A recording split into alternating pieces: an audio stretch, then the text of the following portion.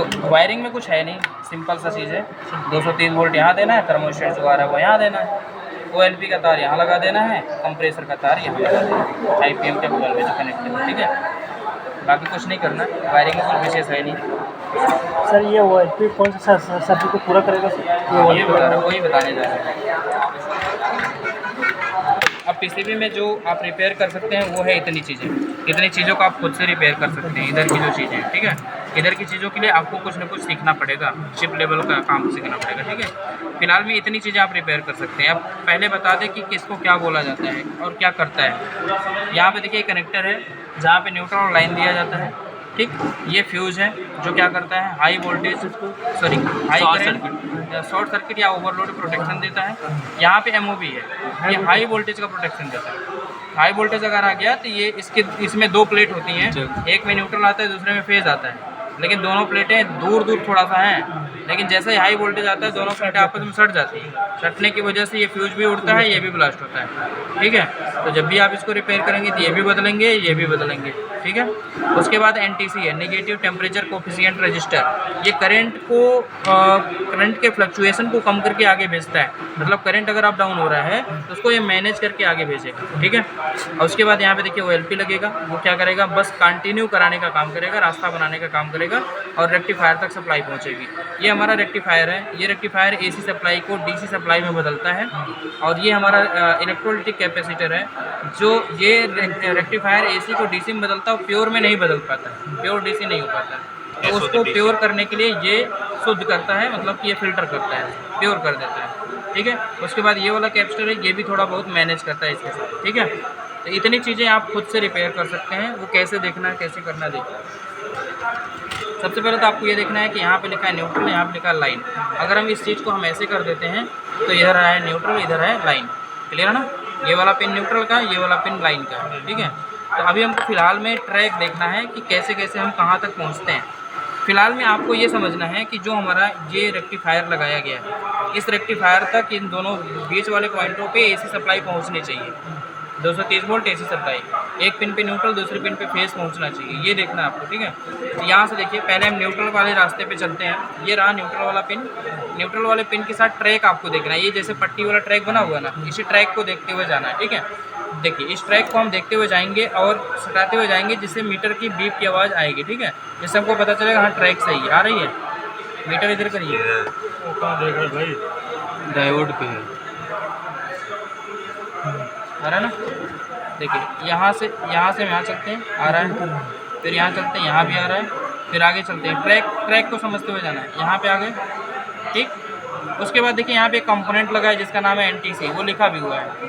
NTC क्या होता है, एक प्रकार का रजिस्टर होता है। तो यह कुछ अपना मान ऐड कर देगा इसमें, ठीक है। तो इधर हम अगर चेक कर रहे हैं तो ये आ रहा है, और इधर हम चेक करेंगे तो ये आ रहा है, समझ रहे हैं ना। तो ये मान बढ़ गया, क्यों, क्योंकि ये NTC का रजिस्टेंस, ठीक है। अच्छा, इसके बाद ये ट्रैक कहाँ चला गया है, रेक्टिफायर के पास।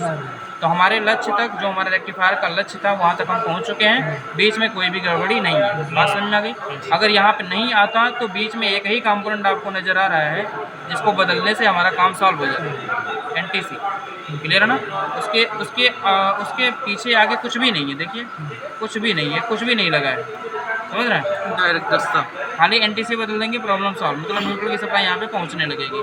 अब फेज़ की सप्लाई देखिए, फेज़ वाले की ट्रैकिंग कैसे करते हैं। यहाँ से देखिए, ये आया पट्टी इधर बीप कर रहा है, उसके आगे फ्यूज़ लगाया गया है, तो फ्यूज के आगे भी बीप करना चाहिए, कर रहा है।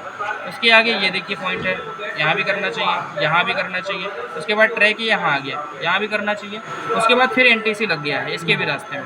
तो NTC लगा है तो इसके बाद में रजिस्टेंस थोड़ा बढ़ा के बताएगा, क्योंकि NTC एक प्रकार का रजिस्टर है, ठीक है। और वहाँ से ट्रैक कहाँ आ गया, यहाँ आ गया, क्लियर है ना। अब ये ट्रैक यहाँ आने के बाद ये जो दोनों पिनें दिख रही हैं, इन दोनों पिनों में हमको पहुँचना यहाँ तक है। AC सप्लाई का सिंबल देखिए बना है, यहाँ भी बना है, यहाँ भी बना है। हम यहाँ से यहाँ तक पहुँच चुके थे, ठीक। अब इसके बाद बात आती है कि यहाँ से यहाँ तक कैसे पहुँचेंगे। तो यहाँ से हम इस पिन पे जब लगाते हैं तो कुछ नहीं बता रहा, नो रिस्पॉन्स। इसका मतलब कि इन दोनों पिनों के बीच में कोई कंपोनेंट लगा होगा, ठीक है। अब वो कंपोनेंट है कौन सा, देखिए ये OLP वाला सर्किट पूरा आप समझ में आया, सर्किट पूरा करेगा, आ गया ना। OLP का काम सिर्फ सर्किट को पूरा करवाना, तो इन्होंने बोल दिया कि भाई सर्किट तो ऐसे भी पूरा हो सकती है। हाँ बाईपास बस एक कर से अगर ये आप तार नहीं लगाना चाहते, कनेक्टर नहीं लगाना चाहते, 2 तार सोल्डिंग कर दीजिए, तब भी काम करने लगेगा। ठीक है, अब OLP का महत्व तो समझ में आ गया ना? Yes yes. कंप्रेसर कौन कंट्रोल करता होगा?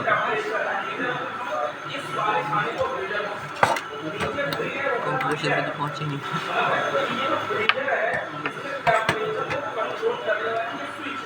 देखिए यहाँ पे पहुँचे थे, आ रहा था, उसके बाद यहाँ नहीं आ रहा था, लेकिन अब आएगा।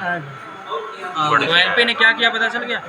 OLP सिर्फ सर्किट कंप्लीट करवाने का काम कर रहा है। अगर मान लीजिए यहाँ पे OLP होता, कंप्रेसर हीट होता तो कट करता, जब कट करता तो ये सप्लाई इधर नहीं जाती, तो PCB ऑफ हो जाती है ना। अब PCB ऑफ होने का मतलब कंप्रेसर ऑफ, क्योंकि ये PCB से ही चलता है।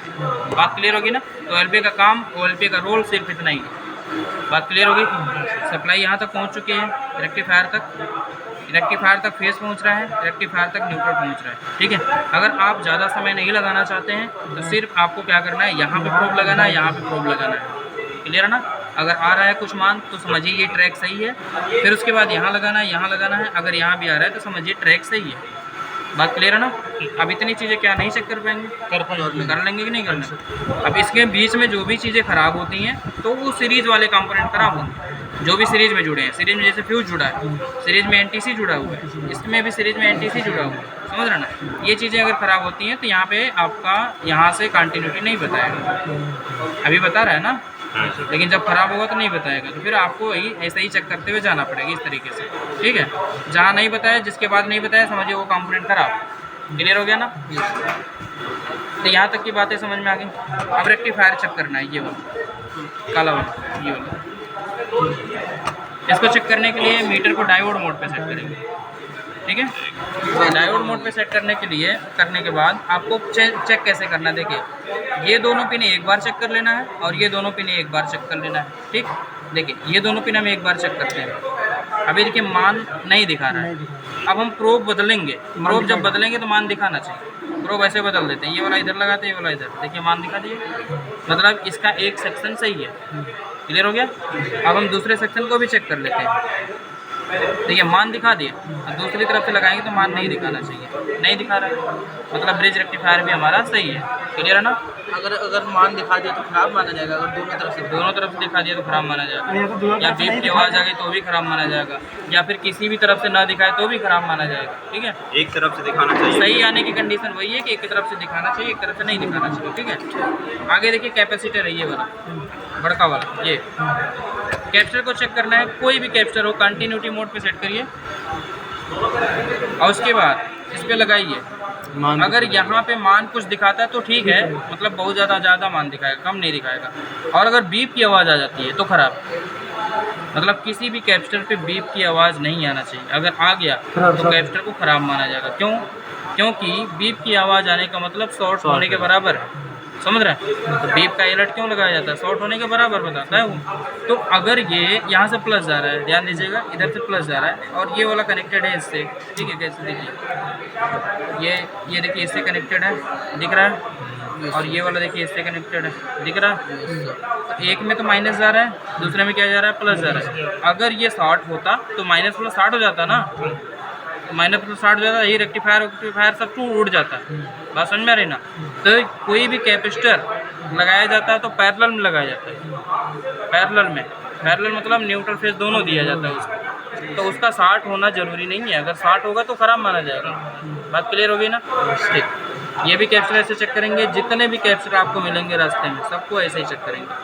देखिए ये भी कैपेसिटर है, इधर भी बहुत सारे कैपेसिटर हैं छोटे छोटे, सभी कैपेसिटर को वैसे ही चेक किया जाएगा कि बीप की आवाज़ नहीं आनी चाहिए, बस इतना ही ध्यान देना। कैपेसिटरों को भी चेंज कर सकते हैं सारे कैपेसिटर, हाँ बिल्कुल कर सकते हैं। सर अगर किसी मतलब इनमें से एक कैपेसिटर को खराब माना जाएगा, नहीं ऐसा नहीं है, कैपेसिटर चेंज करेंगे मतलब ठीक कराना आपको बारी बारी से चेक करना है, बारी बारी से कंपोनेंट चेक करना है। पहले तो पीसीबी चेक करने और रिपेयर करने वाले ऐसे ही देखते हैं कि कोई पार्ट डैमेज तो नहीं दिख रहा है, पहले फिजिकली देखते हैं, तो उनको लगता है ये पार्ट खुला हुआ दिख रहा है या डैमेज दिख रहा है, तो उसको बदल करके पहले चेक करते हैं, नया लगा के देखते हैं, चल गया तो ठीक है, नहीं चला तब वो लोग सोचते हैं कि इंटरनल फॉल्ट है। इंटरनल फॉल्ट मतलब कंपोनेंट दिखने में वैसा का वैसा ही दिख रहा है, बट अंदर से कोई फॉल्ट हुआ होगा, ठीक है, वो समझते हैं।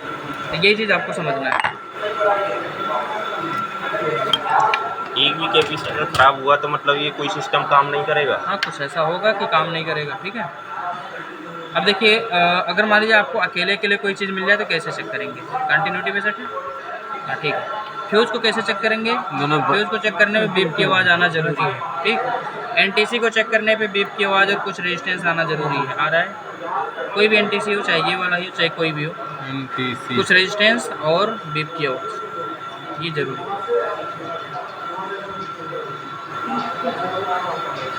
आ रहा है? ठीक है। एमओबी चेक करेंगे तो क्या होगा? नहीं आ गया, इसको कुछ नहीं है। एमओबी कुछ नहीं बताना चाहिए, क्यों? क्योंकि ये पैरेलल में लगा होता है। अगर इसमें कोई नंबर दिखा दिया तो समझिए इलेक्ट्रॉन एक जगह से दूसरी जगह जा रहा है ना, मतलब न्यूट्रल फेज आपको 60 होने की कोशिश करेगा ना, तो इस पर कोई भी नंबर, कोई भी बीप कुछ नहीं आना चाहिए। नहीं आ रहा तो सही माना जाएगा, अगर आ गया तो खराब माना जाएगा। निकाल के फेंकना पड़ेगा। क्लियर है ना? तो एमओबी चेक कर लेंगे, इसमें बीप की आवाज़ नहीं आनी चाहिए, कोई नंबर नहीं आना चाहिए। फ्यूज़ पे बीप की आवाज़ आनी चाहिए, एनटीसी पे बीप की आवाज़ आनी चाहिए, कोई नंबर आना चाहिए। उसके बाद ब्रिज रेक्टिफायर पे एक तरफ से चेक करेंगे तो नंबर आना चाहिए, दूसरी तरफ चेक करने पे नंबर नहीं आना चाहिए। वैसे ही सेकेंडरी सेक्शन को भी चेक करेंगे, एक तरफ से नंबर आएगा, दूसरी तरफ से नंबर नहीं आएगा। कोई भी कैप्चर चेक करना हो उस पर बीप की आवाज़ नहीं आनी चाहिए, बस इतना ही चीज़ें आपको काफ़ी है, ठीक। अब इतनी चीज़ों में कोई भी चीज़ आप चेक करके रिपेयर कर सकते हैं अगर ख़राब है तो। बात क्लियर है ना? इधर के लिए आपको आईसी और चिप लेवल का काम सीखना पड़ेगा, तब आपको ये सारे कंपोनेंट के बारे में समझ में आएगा, ठीक। वैसे जो बड़े बड़े कंपोनेंट दिखाई दे रहे हैं इन सबको भी आप चेक कर सकते हैं, बट ये छोटे छोटे कंपोनेंट जैसे आईसी के बारे में, यहाँ के बारे में, इसके पिनों पे डाटा शीट देखा जाता है, किस पिन पे कितना वोल्ट आता है, कैसे आता है, वो सारा चीज़ देखेंगे तब जाके ये चीज़ें समझ में आएंगी। बाकी इधर की चीज़ों में आप बढ़िया से चेक कर सकते हैं, जितना बताया गया उतना कर लेंगे कि नहीं कर लेंगे? हाँ, उतना ही काफ़ी है, क्योंकि इधर भी फॉल्ट ज़्यादा आते हैं, ठीक है। Primary section